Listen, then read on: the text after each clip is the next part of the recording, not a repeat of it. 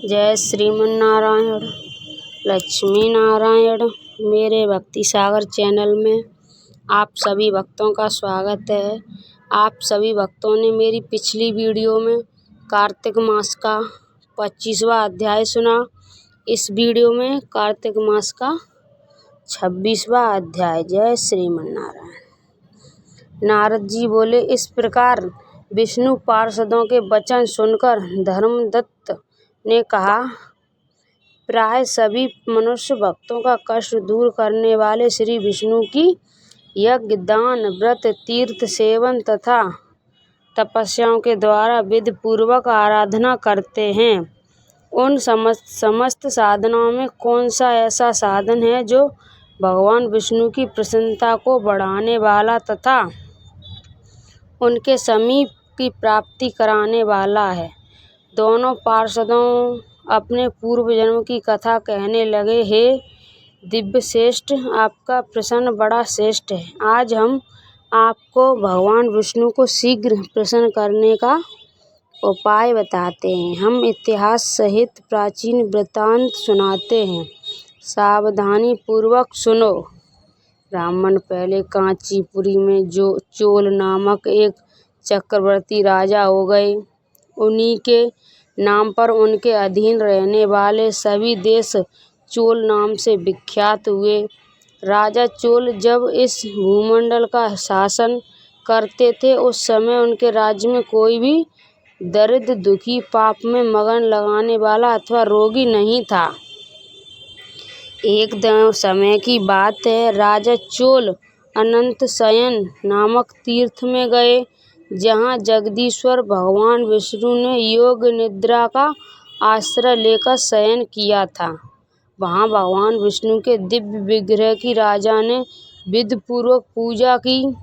दिव्य मणि, मुक्ता फल तथा सुवर्ण से बने हुए सुंदर पुष्पों से पूजन करके साष्टांग प्रणाम किया।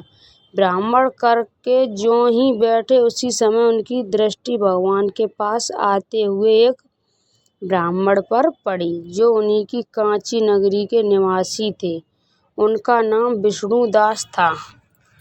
उन्होंने भगवान की पूजा के लिए अपने हाथ में तुलसी दल और जल ले रखा था। निकट आने पर उन ब्राह्मण ने विष्णु सूक्त का पाठ करते हुए देवादिदेव भगवान को स्नान कराया और तुलसी की मंजरी तथा पत्तों से उनकी विधिवत पूजा की।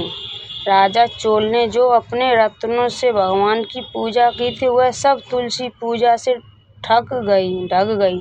ये देखकर राजा कुपित होकर बोले, विष्णुदास, मैंने मणियों तथा स्वर्ण से भगवान की पूजा की। जो पूजा की थी वह कितनी शोभा पा रही थी, तुमने तुलसी दल चढ़ाकर उसे ढक दिया।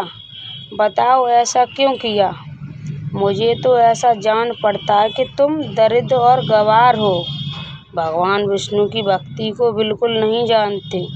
राजा की बात ही सुनकर दिव्य श्रेष्ठ विष्णुदास ने कहा, राजन, आपको भक्ति का कुछ भी पता नहीं है। केवल राजलक्ष्मी के कारण आप घमंड कर रहे हैं। बताइए, जो आज से पहले आपने कितने वैष्णव व्रतों का पालन किया? तब नृपश्रेष्ठ चोल ने हंसते हुए कहा, तुम तो दरिद्र और निर्धन हो, तुम्हारी भगवान विष्णु में भक्ति ही कितनी है। तुमने भगवान विष्णु को संतुष्ट करने वाला कोई भी यज्ञ और दान आदि नहीं किया, और न पहले कभी कोई देव मंदिर ही बनवाया है। इतने पर भी तुम्हें अपनी भक्ति का इतना गर्व है। अच्छा, तो ये सभी ब्राह्मण मेरी बात सुन लें।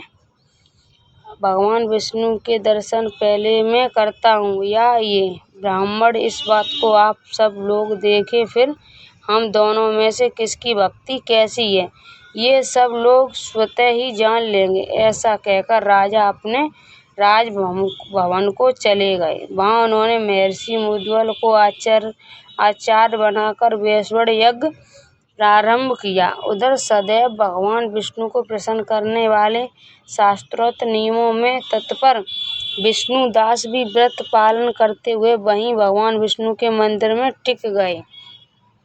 उन्होंने माघ और कार्तिक के उत्तम व्रत का अनुष्ठान, तुलसी वन की रक्षा, तुलसी को द्वादशाक्षर मंत्र का जाप, नित्य गीत और आदि मंगलमय आयोजन के साथ प्रतिदिन पोष्टोच्चार से भगवान विष्णु की पूजा आदि नियमों का आचरण किया। वे प्रतिदिन चलते फिरते और सोते हर समय भगवान विष्णु का स्मरण किया करते थे। उनकी दृष्टि सर्वत्र सम हो गई थी। वे सब प्राणियों के भीतर एकमात्र भगवान विष्णु को ही स्थित देखते थे। इस प्रकार राजा चोल और विष्णुदास दोनों ही भगवान लक्ष्मीपति की आराधना में संलग्न थे। दोनों ही अपने अपने व्रत में स्थित रहते थे और दोनों ही संपूर्ण इंद्रियों तथा समस्त कर्म भगवान विष्णु को समर्पित हो चुके थे। इस अवस्था में उन दोनों ने दीर्घ काल व्यतीत किया। कार्तिक मास का 26वां अध्याय समाप्त। बोलिए विष्णु भगवान की जय। प्यारा सा कृष्ण भजन।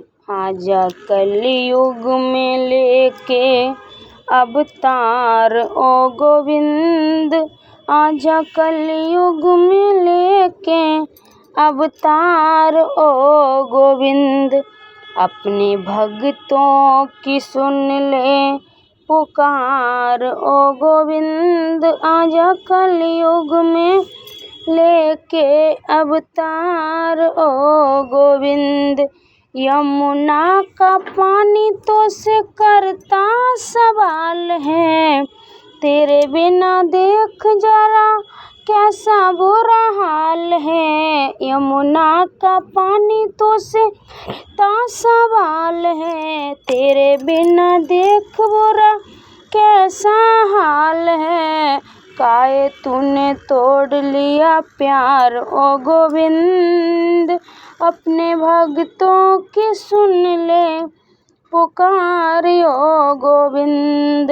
निकला सवा मन सोना जिस कूक से, काहे बेचारी मरे चारे बिना भूख से।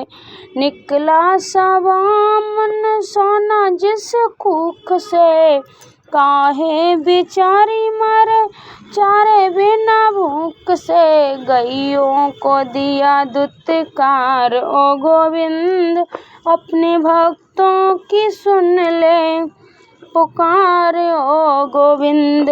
घर घर में माखन की जगह का सराप है, कलयुगी गोपियाँ बहुत ही खराब हैं। घर घर में माखन की जगह सराप है, कलयुग की गोपियाँ बहुत ही खराब हैं।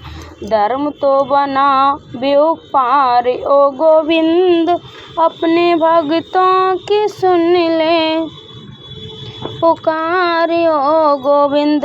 अब किसी की द्रौपदी कहीं बचती न लाज रे, बिगड़ा जमाना भय उल्टे ही काज रे। अब किसी की द्रौपदी की बचती न लाज रे, बिगड़ा जमाना भय उल्टे ही काज रे। कंसों की बनी सरकार ओ गोविंद, अपने भक्तों की सुन ले पुकार ओ गोविंद। आजा कलयुग में लेके अवतार ओ गोविंद, अपने भक्तों की सुन ले पुकार ओ गोविंद। बोलिए कृष्ण कन्हैया की जय।